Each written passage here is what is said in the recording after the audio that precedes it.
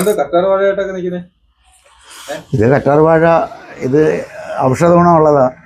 ഇത് നമുക്ക് ഷുഗറിനും മറ്റ് പല രോഗങ്ങൾക്കും എല്ലാം കഴിക്കാം. അല്ലാതെ നമുക്കിത് കഴിക്കാം. ഇത് കഴിക്കാമെന്ന് പറയുന്നത് വലിയ കയ്പൊന്നും ഇല്ലാത്ത സൈസാണ്. അപ്പം നമുക്കിത് ഇങ്ങനെ കട്ട് ചെയ്തിട്ട് ഇപ്പോൾ ഇതിൻ്റെ സൈഡൊക്കെ കട്ട് ചെയ്ത്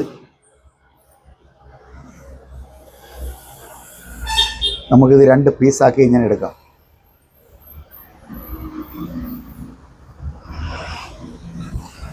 എന്നിട്ട് നമുക്ക് ഈ കരണ്ടി സ്പൂൺ എടുത്തിട്ടാണ് ഇങ്ങനെ എടുത്ത് നമുക്കിത് കഴിക്കാം. ഇത് കഴിക്കാം.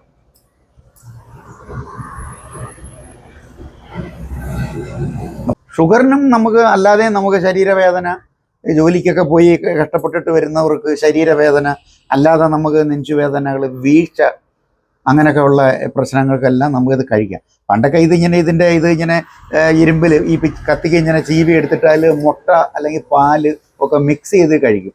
ഇതാകുമ്പോൾ ഇതിന് വലിയ കയർപ്പുള്ളതല്ല. ചിലതിന് ഭയങ്കര കയർപ്പാണ്. അപ്പോൾ അത് നമുക്ക് കഴിക്കാൻ ഇച്ചിരി പ്രയാസം. പക്ഷേ ഇതിന് വലിയ കയർപ്പില്ലാത്തതുകൊണ്ട് നമുക്ക് കണ്ട് ഇതേപോലെ ഇങ്ങനെ പീസായി അലുവ കഷണം പോലെ ഇങ്ങനെ എടുത്തിട്ട് ഇങ്ങനെ കഴിക്കാം. ആ ജെല്ലാണ്. ഇത് നമുക്ക് നല്ലതാ. മുടി വളരാൻ, മുടിയിൽ പുരട്ടാം. ഇത് പച്ചയ്ക്ക് മുടിയിൽ പുരട്ടാം. കറ്റാർ വാഴ എന്ന് പറഞ്ഞാൽ ഇതിൽ കയ്പിന് ചിലതിന് ഇച്ചിരി കയർപ്പ് കൂടുതലായിരിക്കും എന്നുള്ളതേ ഉള്ളൂ. പക്ഷേ കയർപ്പ് തന്നെ എനിക്ക് തോന്നുന്നു കയർപ്പ് കൂടുതലുള്ളതാണ് നല്ല കുറച്ചും കൂടെ എഫക്റ്റ് ഉള്ളത്. പക്ഷേ ഒരുപാട് ഓവർ അതായത് നമുക്ക് കഴിക്കാൻ പറ്റത്തില്ല. പക്ഷേ ഇതിൽ കയർപ്പ് കുറവാണ്. ഇതിലും കയർപ്പ് കുറവുള്ളതും ഉണ്ട്. അപ്പം നമുക്ക് ആ സൈസ് നോക്കി നമ്മൾ വളർത്തി നമുക്കെടുത്ത് കഴിക്കാം. വലിയ പീസാണ്, വലിയ നീളമുള്ളതാണ്. ഇത് നമുക്ക് വളമോ മറ്റു കാര്യങ്ങളോ വെള്ളം മാത്രം ഒഴിച്ചു കൊടുത്താൽ നമുക്ക് വളരെടുക്കാം. എല്ലാ വീട്ടിലും വളർത്തുന്നതും ഇത് അല്പസ്വല്പം കഴിക്കുന്നതെല്ലാം നല്ലതാണ്. നമുക്ക് ദിവസവും ഇത് കഴിക്കാം ഓരോ പീസായിട്ട്.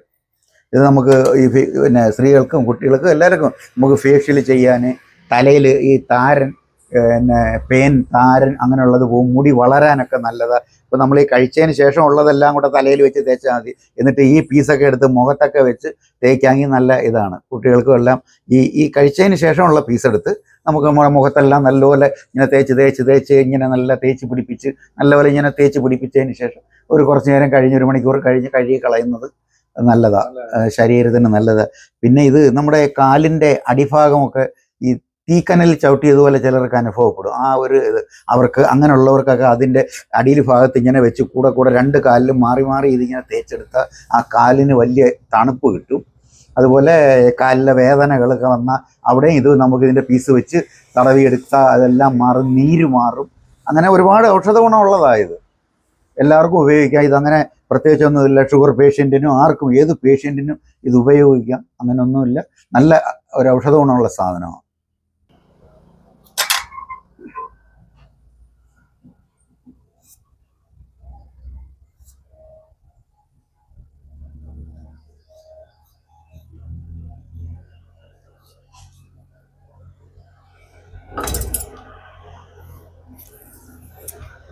ഇങ്ങനെ പീസ് കട്ടയായിട്ട് നമുക്കെടുക്കാം.